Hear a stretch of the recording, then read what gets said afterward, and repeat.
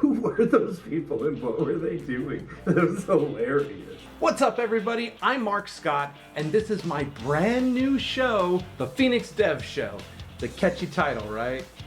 There's no format, no agenda. It's my show. I get to pick the topics. Here's how it's structured. We start each show with just you and me. We'll transition to a surprise and something fun, segue that to a guest, and we get to learn about somebody in a more casual format. We'll play some games, win some prizes. Sound good? So let's answer some questions just right out of the gate. What happened to Between Two Functions? It's on pause. Andrew and I needed to focus on our families for a little bit, and that's great. We just push pause on Between Two Functions. Will there be more episodes? Maybe. We don't know yet. But we needed to put some focus on something that was a lot more important, which is our families.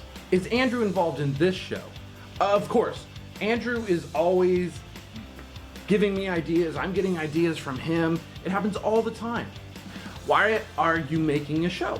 Well, I just wanted something that was my own. I wanted something that I could set the tone, I could set the conversation, I could come up with the topics. That's it. Just wanted something fresh and new. Why not another podcast?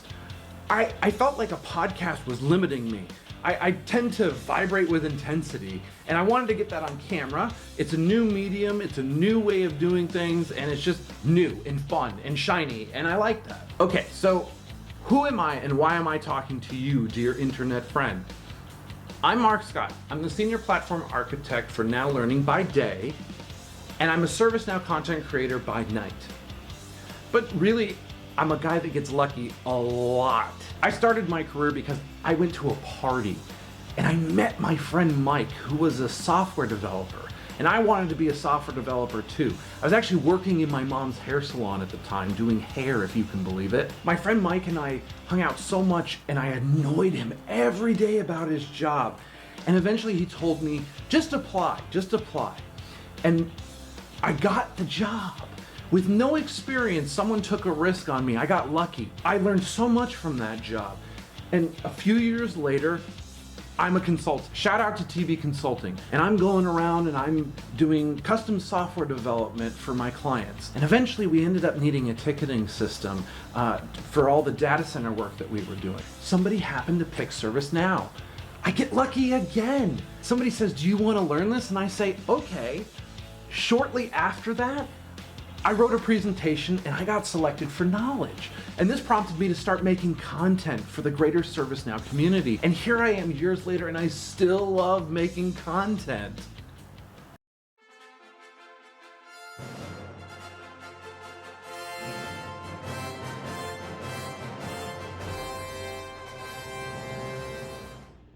Hi, I'm Saki.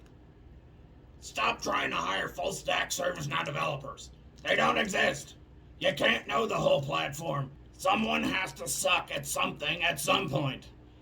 Everyone's just disappointed in the end when you call them a full-stack developer.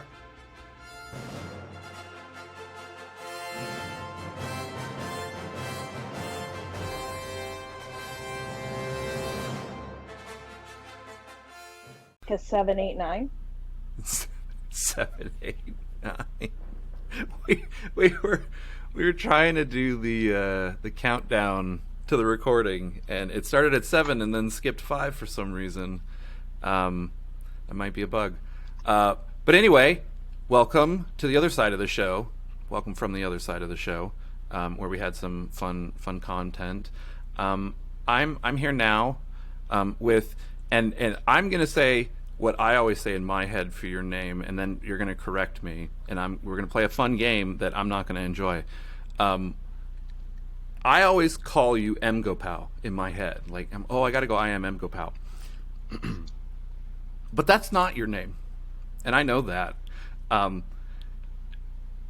Can you help me and tell me what Nope. exactly all the way through? No, come on.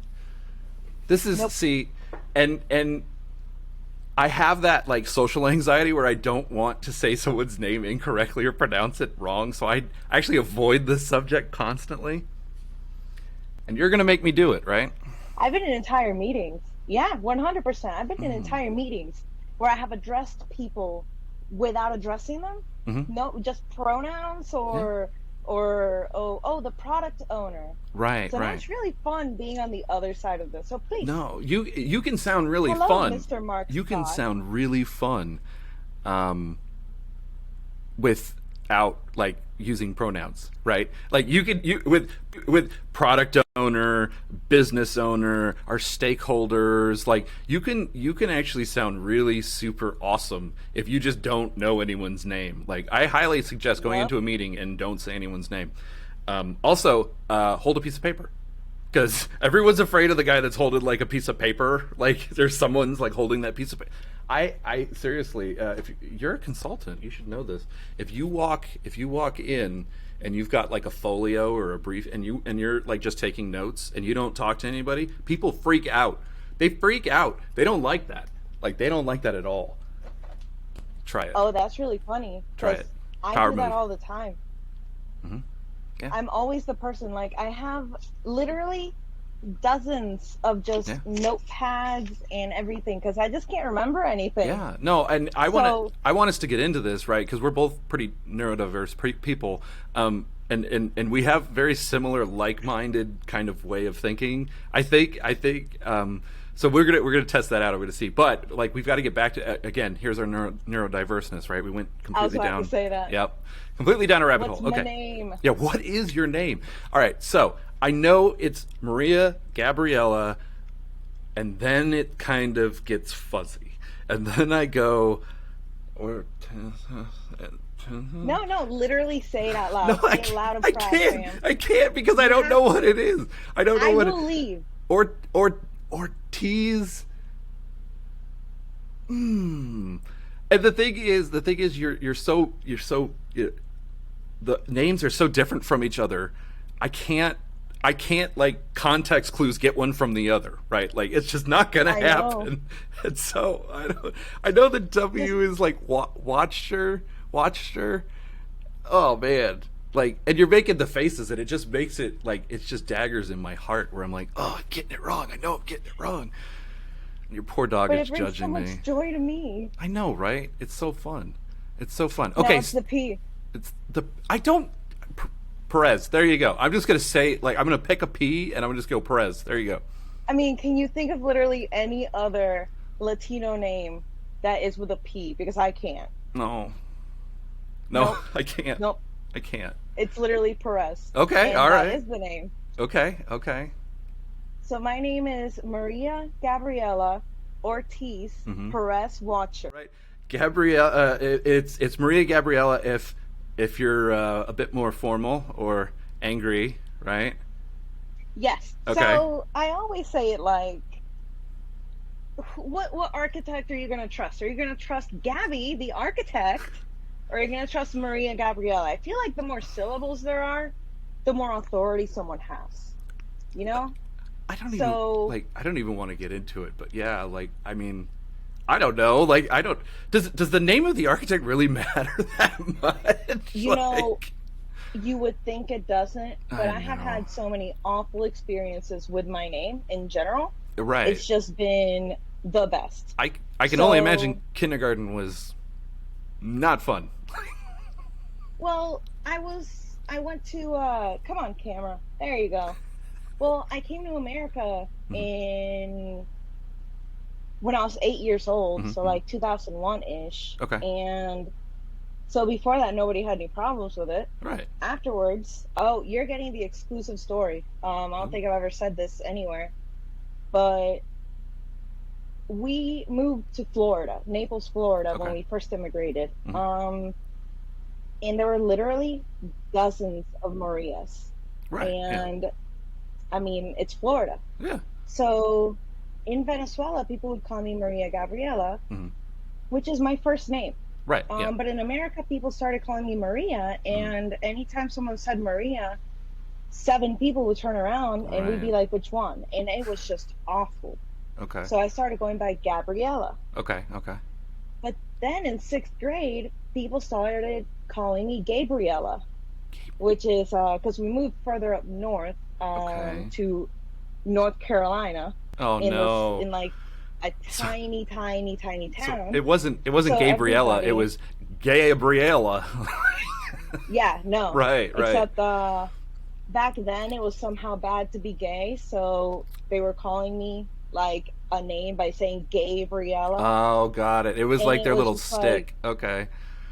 Yeah, no. It was so many awful names. Kids are awful, man.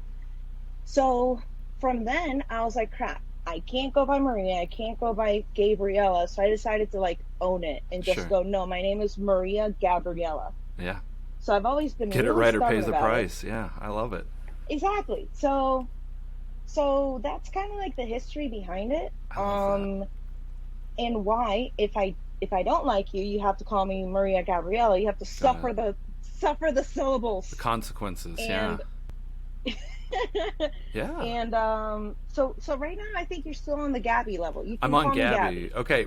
Well, and then we'll make it easier for the audience as I screw up.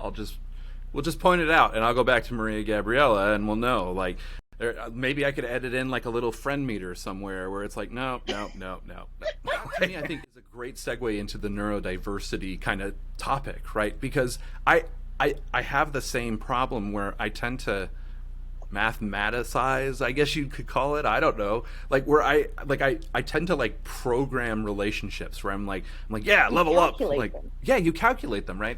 And it's not that I'm a psychopath. And it's a response to my neurodiversity where like I will forget about, not in a bad way, but I will forget to interact with you for a little bit, right? Like I get new shiny over here and like I haven't talked to somebody in a while.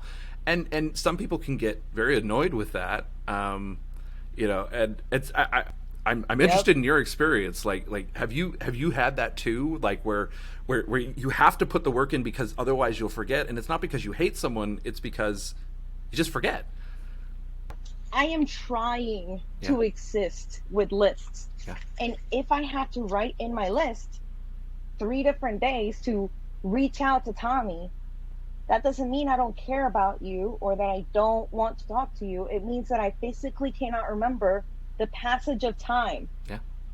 It's like, it's insane. It's insane. And the sensation that you get with that too, and I think a lot of people don't realize this, is then, it's been 3 months. I'm in this 3D printer, right? My mind's in these lists. It's not, I've detached. Like I've actually and I call this cognitive load, right? Disassociating. Yeah, I disassociate what's on the list because I don't have to remember that anymore. That's on the list. The list is remembering it for me, right?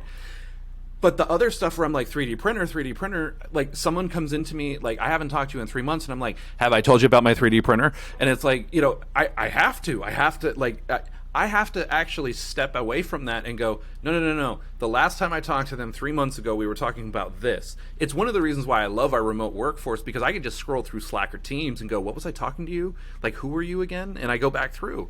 It's phenomenal. It's been amazing for that. But on the other side of things, like I keep at all times, I have 4 lists that I keep.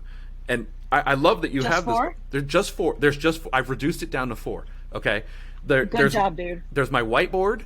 There's my folio, there's my pocket notes, and then there's my task list. And that's and I want to do a whole episode on how I take notes and my tasks and all of this stuff. I've got a whole workflow to like digitize them and then automate and like blah blah blah blah blah. But bro, yeah, you can't. I need to see that. I will make some content. You've got it. Here you go. Please, I will be making that content. That'll be the next one I make. You want to see where my life is right now? Yep. Oh, the dog fell. The dog's gone. Okay, puppy. I get it. You're going on the floor. Sorry, buddy. Oh man. Okay, I got my notes. There you go. Like, I'm literally barely. You're drowning. Able to exist without these things, but I'm still struggling. Yeah. I have gone literal months trying to figure out the perfect workflow because I don't know if you feel it like this. But I feel like if I have something in my head and I haven't written it down yet, it's weighing me down. Yeah. Well, it's as good as lost. Forget it. Yeah. Yeah. Right. Yeah. It's what? It's as good as lost. If it's in my head. Exactly. It doesn't matter because, I might, and this is what I think people don't realize. I might step on something, right? And I know that sounds inconsequential, but I might step on something. And I think about this a lot. If I step on the wrong thing and I pick it up and I have to go put it in the garbage, and maybe there's not a bag in the garbage or the garbage is full, it's like all of a sudden I'm taking out the garbage. It's that scene from Malcolm in the Middle. I'm going to cut that in.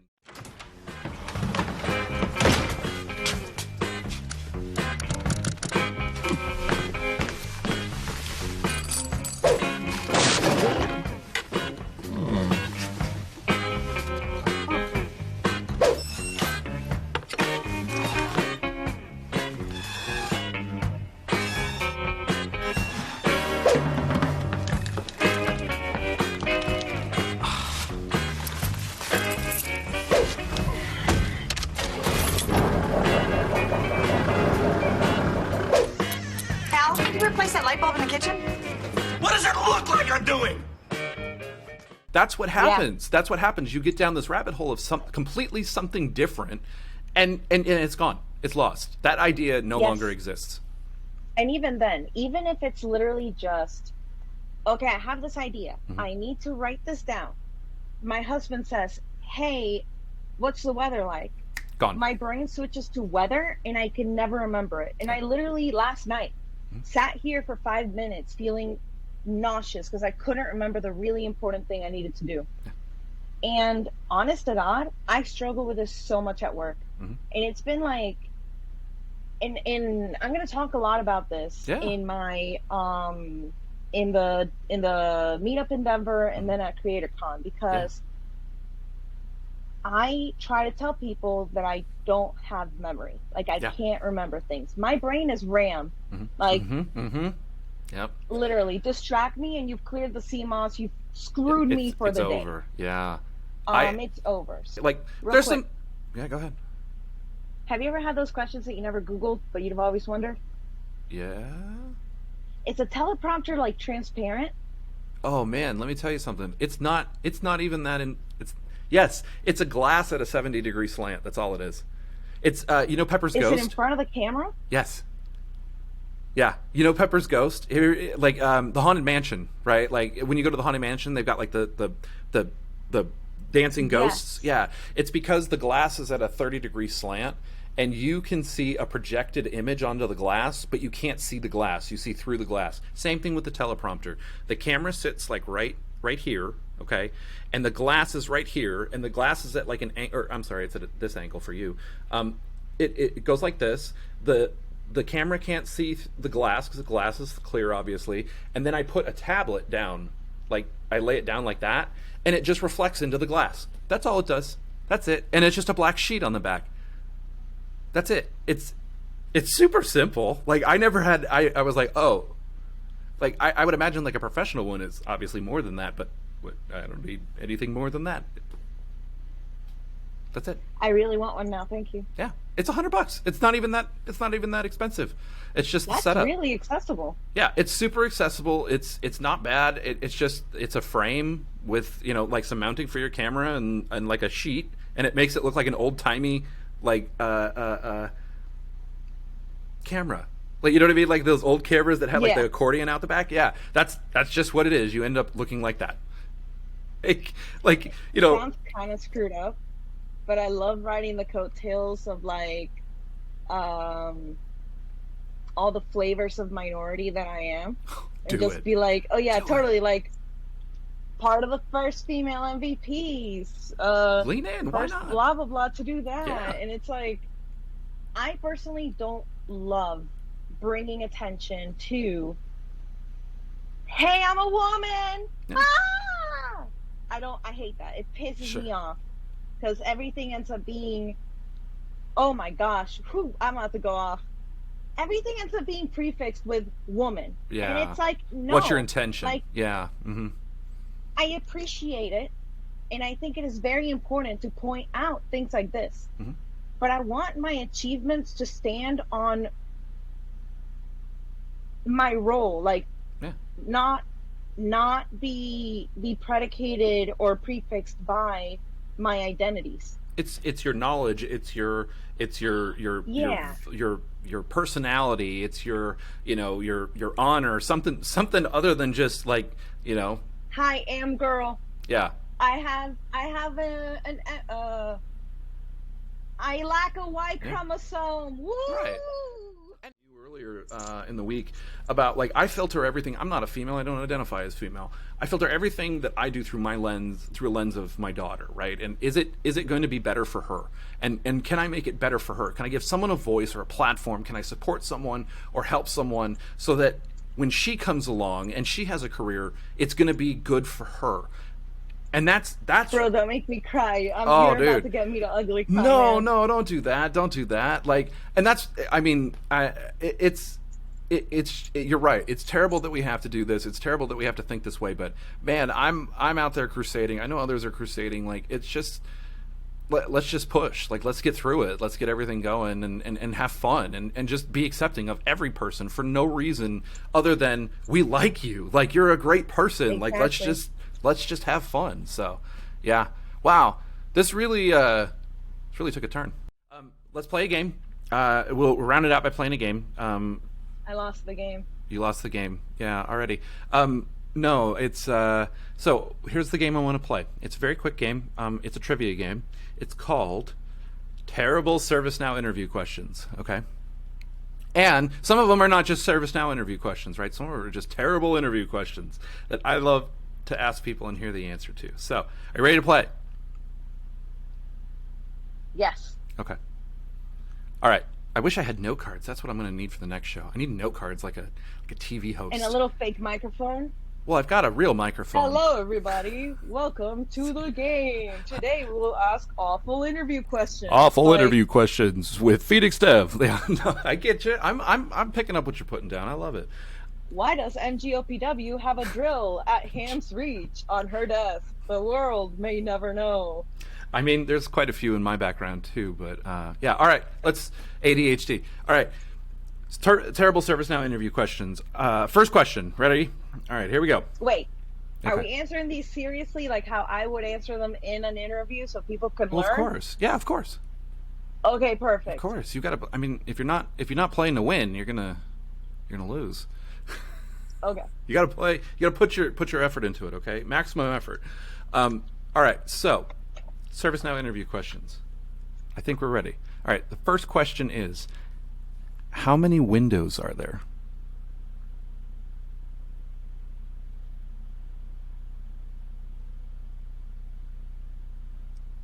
How many windows are there? This one's not even So if this ServiceNow. were a real interview, I'd be like, You'd I'm get up and so walk sorry. out at this point. no. See, I'm not even that. No, I'd be like, I am so sorry. I am not quite sure what you are asking. And that I would Would just. you mind giving me some more information? Yeah, absolutely. How many windows are there? Windows in what context? Are we talking about service tunnel It windows? is up to you to figure out what I mean, and it is the interview question is more about your decision making process and your mind process. 69. All right, there we go. All right, moving on. See, I love those questions though when they're like less crappy than that. Oh no, but come on, these are terrible ServiceNow interview questions. You didn't think they were going to be good interview questions? Like, it's got to be a terrible a good one. version of that. Yeah. What I love to ask at the end of every interview I do Sure. is, "Hey, Mark, if you could be any kind of animal, what kind of animal would you be and why?" Yeah, I like that. That works for me. See, I'm that asking works. you. Well, no. Oh, you've turned it around on me. Like now, Uno reverse card. we're breaking all the rules. If I could be any animal, I'd be a phoenix. Why? Because you can always just like start again. Like, it doesn't matter. You just do it again. Like, you just go to ash, you come back. Like, yeah, you're done. Or any animal that could grant myself wishes, I guess, because then I could not be an animal anymore. Like, does unicorns count? Like, could we be, I'd change my answer to unicorn, because I believe No, that. I think Phoenix is great. Oh man, It's the first time I've ever heard it, and I love it. it's You mythological. can tell It's lot on brand. about a person. Yeah, you can tell a lot about a person by what their answer is. And my number one conclusion is never trust someone who says they're a lion. Really? Never trust them. All right. Well, I'm going to add that to the list of terrible ServiceNow interview questions. What is your spirit animal? What is your spirit animal? I would be so honored. Yeah, you got it. Thank All right, you. you got it. Yeah. Now Okay. you. Well, yeah. Now me. Okay. One more. We'll do one more terrible ServiceNow interview question, but I want to do it. It's a really hard one, and it's mean, and it's one of my favorite mean questions. But I think if we talk about it, right? Again, let's talk about it. We'll walk through it a little bit, and then we'll come together. Okay. So, Iceland is in the North Atlantic. Its capital city is Reykjavik. A UI action can be both server-side and client-side at the same time. How is this possible?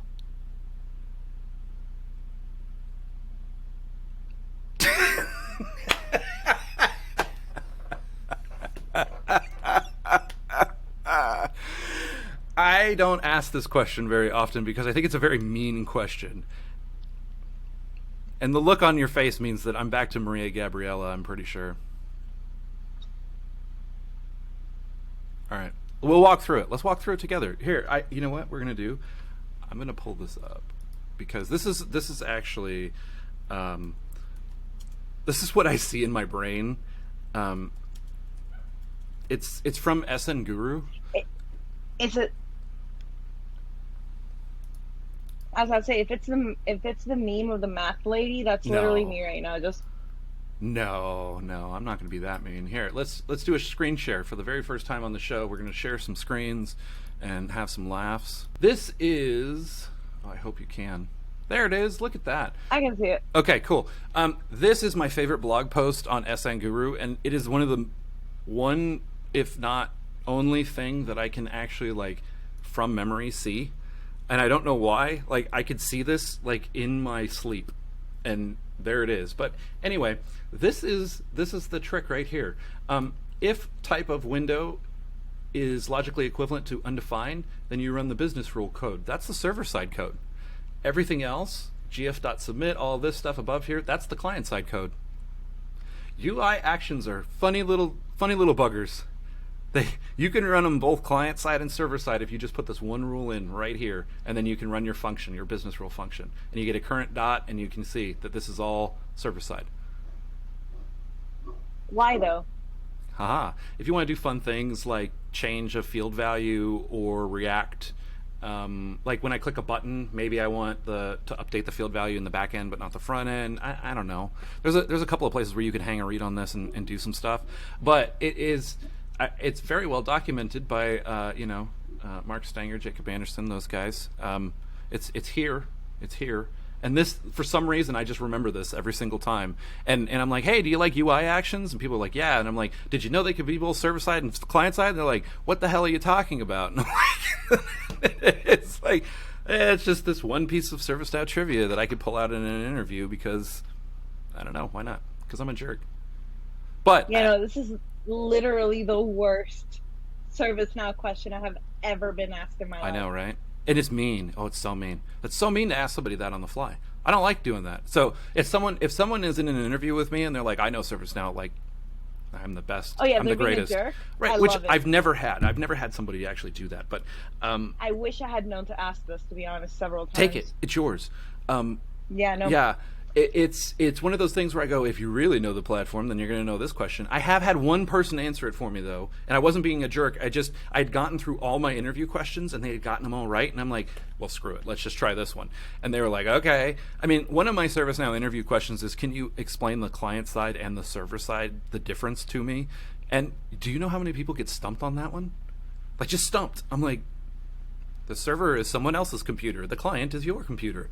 That's it. Like, that's the only difference. I tend to just explain it like the client is your web browser, and the server is a computer in the cloud. In the cloud somewhere, up in the cloud. Yeah. Yep, that's it. My favorite, like, boomer buzzword is cloud. Cloud. I love the Everyone wants cloud. to throw everything in the cloud. And I'm like, you don't know what that means.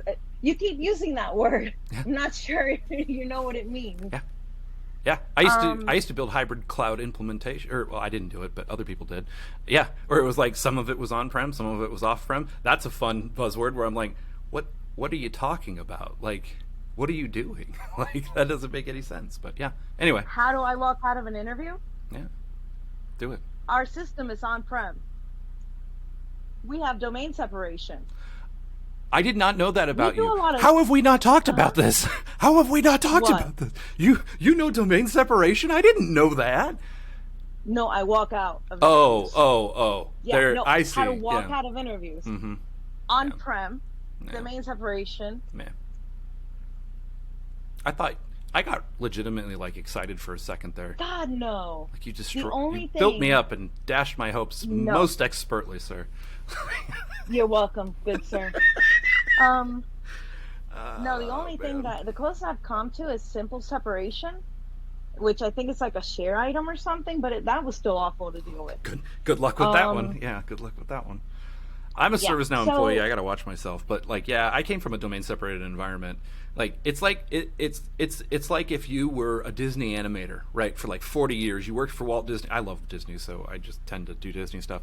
And you did 2D animation, and all of a sudden Pixar came along, and like, now we're in 3D, and it's like, wait a minute, I have a whole nother dimension. Like, holy cow! Like, this doesn't make any sense to me. Yeah, that's domain separation. It really annoys me. Well, number one, doing any kind of implementation or any kind of like government work, when a local sysadmin starts asking me, so what's the uptime? Like, where can I see these server metrics? And I'm like, dude, it's on the cloud. Oh, well, what happens when ServiceNow is down? And I'm like, it won't be. It doesn't. Yeah. It doesn't do that. Like, Hasn't stop happened. asking me. Yeah. And they're like, so what kind of data? Can I access the database for it? And I'm like, no. And they're like, well, we're not going to allow it. What's the security on it? And I'm like, I don't know. And they're like, well, how many concurrent transactions? I don't know. It's What's a the SaaS max file solution. size? Don't you guys have a checkbox for SaaS solution where you can stop asking me these questions? Like, I'm going to sass them up. yeah, SaaS them up. Like, you don't stop asking me dumb questions. I'm like, right here. Yeah, SaaS Because them up.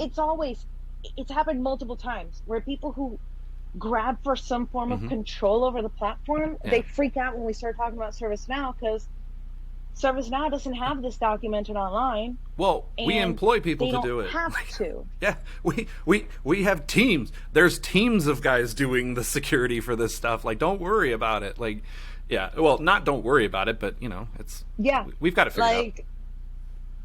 Just let them be, dude. And then they're like, oh, we need on-prem so we can control that. But then they don't want to deal with the networking part of it, and that breaks. I hate on-prem. It's been awful. Wow. But something you reminded me of. You reminded me of 2 interviews Okay. that I've been in. One of them was literally the worst interview of my entire life. Okay. I left crying. It was fantastic. The other one was a very interesting interview where I basically had to tell the people that their beginner administrator didn't know the answers to the questions that they were asking. Wow. And It was that all I could wrong. literally just Google the answers and show them right there and then that they were wrong. Wow. But I literally had to be like, because they thought they kept getting me on questions. Sure. They thought they kept like, oh, gotcha. Yeah. And it's like, That's why I hate technical interviews. No. Technical interviews are stupid. Like, it doesn't make it does. If I've got a certification and I've got a resume and I've got a LinkedIn and I've got all this stuff, like, do you really think that I'm going to make it up? Like, do you think that I'm just be like, oh, just kidding, I don't know how to code? Like, that's technical interviews that don't include Google do not appropriately like. I If you're asking me to code, no, don't code in an interview. no. No. Honest to God, Mark, you could hold a knife to my throat, and I don't know if I can write out the whole glide record query for you. I can't. I cannot do it, and I couldn't. I couldn't. If you sat me down and said, "Hey, debug this code," with no Google, no anything, I couldn't do it. I couldn't do it. And I'm not saying that I am this person. I would never say that I am this person. Other people have said, "Oh, look, you're so smart and you know service well." So no, I'm like, I couldn't do that interview. I'm telling you right now, I couldn't do that interview, and you wouldn't hire me, right? Like, exactly. So, literally, if you had asked me that client script, that UI action question, my answer would legit be, you know, I'm so sorry. I don't think I've heard about that before, but I do know that a UI action is this. And here's what I know about client and server side, but that specific thing, I would probably just have to look it up for you. I love Googling because it helps me make up for the things I don't know off the top of my head. which is a better and that would have answer. been my answer. Which is a better answer to that question than the technical answer, in my opinion. Because then in the second Yeah. interview, if I came in and you were talking about that thing, I'm like, hire her. I'm like, she went and learned. Exactly what I do. Yeah, she went and learned. She got passionate about it. She asked me questions. Boom. And it's like, hire her. Like, that's an instant hire in my book. I will literally never be able to memorize all of these things. And anybody who has that expectation in an interview is not someone I want to work with, honestly. Quit trying to hire full stack developers. They don't exist. Oh my God, it's so great. So, like, holy crap. So in the end, Yeah. this kind of ties back to something I said earlier. If we talk about, and if we say, if we're going to hold, if we want to interview, let's say we want to interview 25% women to every 75% men that we get. Sure. You're likely not even going to get a 25-75% ratio because a lot of us count ourselves out of the opportunities. Right. And men do these too. Oh, yeah, yeah. Because honest to God, every job that I have applied for, I have not ever Thought been you nailed qualified it. for Yeah. on paper, ever. But we count ourselves out of these opportunities. Right. When in reality, we should make them tell us no. Yeah, they should be pitching you. Yeah. Exactly. Like, they should be the ones who reject us. We shouldn't reject ourselves from these opportunities. Exactly. And that's like the number one thing that I always tell people. Yeah. Women, men, everybody. Yeah. If it seems like a job, if it seems like a job that you think you can do and you would enjoy doing it, apply. There's no reason not to. Regardless, there's no reason. Exactly. Yeah. And if you get, if nobody reaches out to you, oh well, move on to the next job. Yeah. Like, send out hundreds of applications. Don't discount yourself from an opportunity. Yeah. Because literally, I wouldn't be here if my very first ServiceNow boss hadn't asked me in an interview. Literally, I applied for 2 positions with him. One was an outage coordinator and one was a tier 2 technician. And he was like, so why'd you apply to 2 of them? And I'm like, well, I really wanted to work here and I wanted to learn more. Sure. And then he goes, okay, well, you don't have any technical experience really. So let's talk about this outage coordinator. And I'm like, well, I would really like to talk about the tier 2 one. And he was like, why should I hire you for this role if you have no experience? Exactly. Yeah. And I say, well, you know what? I Googled and I saved $350 by fixing my car myself. I went to the junkyard, pulled the piece out of a car, and I put it in my car. Yeah. And years later, he would come to tell me that was the only reason he hired me, because he thought that if I was able to teach myself that he could teach me more. Yeah. Do-it-yourself attitude. And that was exactly. And like you said in your first video, the only reason you're here is because you were in a party. Yeah. The only reason that I'm here is because the same person said, oh man, I gotta hire an admin now, I guess. Yeah. And I literally said, oh, I'd make the joke. Right. Oh, don't even worry about it. I'll learn it. I'll do it. Your Don't admin. worry. Yeah. You He's like, slouched into "You're a on." role. Yeah. And I was Yeah. like, holy crap. So then I got my admin cert 3 months later, and now I'm here. Yeah. Like, I got so lucky. Just like you said you got lucky, I got lucky. But it's also because I never let myself discount myself out of getting that job. Yeah. Like, you can't do that. My dad used to say, you can't say no to an opportunity you don't have. Right? Exactly. Yep. Gabby, we're way over. I'm Only slightly. only slightly. So can you tell everybody where we can find you? Awesome. So everybody can find me on Twitter at the real MGOPW because somebody stole it. You can also find me on LinkedIn in whatever, and MGOPW.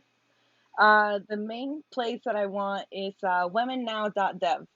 And if there's any female identifying person who wants to get their voice out there, rant about whatever you want in this IT industry, let me know. We want to have you on there. Any allies that want to talk about ally moments that they had, we're also happy to have you there. More specifically, I am going to have a talk about hacking your environment to work for you at the Denver meetup on October 20-something or another. I am really bad at this. I don't know if this will be out in time, so if you don't catch it there, I'm going to hopefully be able to get this into CreatorCon, and you should totally look out for that talk during Knowledge 22. And that's basically it for me. Yeah, it's going to be amazing. This is going to be great. I'm so glad that you came on. I'm so glad that you shared your story with us. We talked about so many things. It's not even like I could even recap it. But thank you so much for coming on and giving me your time. Your time is very valuable, and I appreciate it. So thank you. I know the audience will appreciate it. And glad to have you on. Honestly, thank you so much for letting me soapbox on your show. You got it. I'm very excited to see where all of this goes, and I can't wait to come back